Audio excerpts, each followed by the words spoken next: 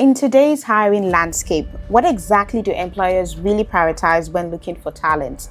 Are we talking about proven experience, academic background, or professional certifications? Something about life is we function systemically.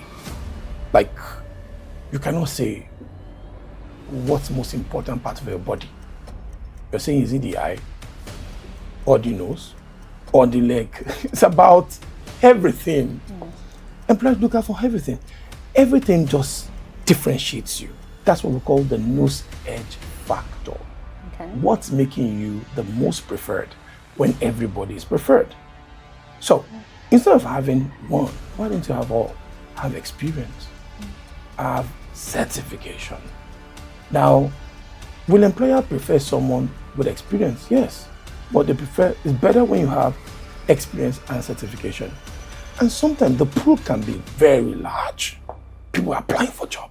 Have you ever posted a job application or job ad and you see the number of applications? So what it does when you have certifications is it screens down. It helps you to be part of the people that it will first even engage. So if they have 100 people applying for the same job, they have the same number of experience. The first thing we'll do is to pull down who has other things that others don't have. Then we engage them first. So it helps you. When you have all of them, then it makes you stand out. So you don't say you need one but one, you need all to stand out in this current world. So in an era where it looks more like certifications are beginning to compete with degrees, are certifications really replacing academic qualification in some industries? Okay, so let me tell you the difference between certifications and degrees. Maybe that gives a bit of perspective. Okay. Now, degrees, we call that education. You know, certifications are trainings, it's different. Just like when you were in school, 1 year, most times, let's say you went to go and study fishery, it might be final year that you now be trained fishery.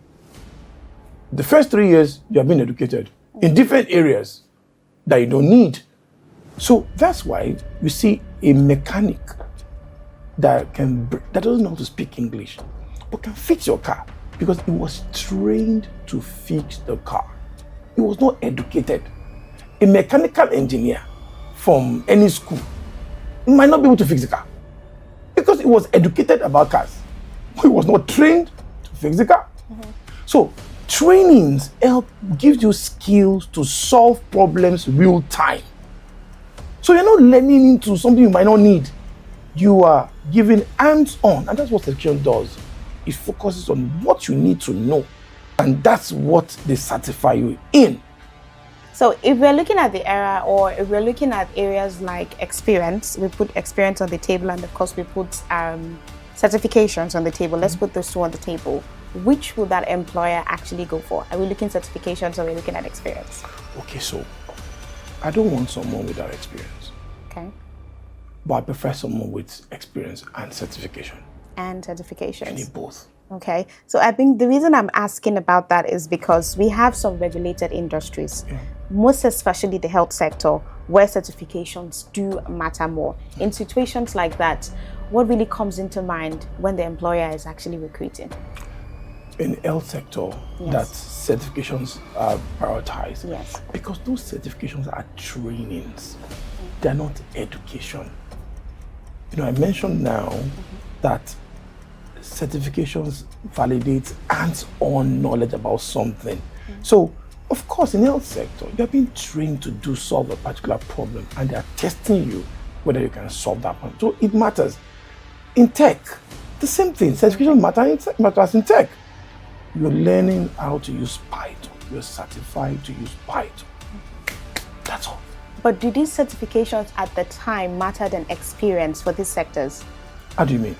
When we're talking about, just like we talked about the health sector, it's more like a licensed doctor, or let's say a certified doctor or a certified someone in tech.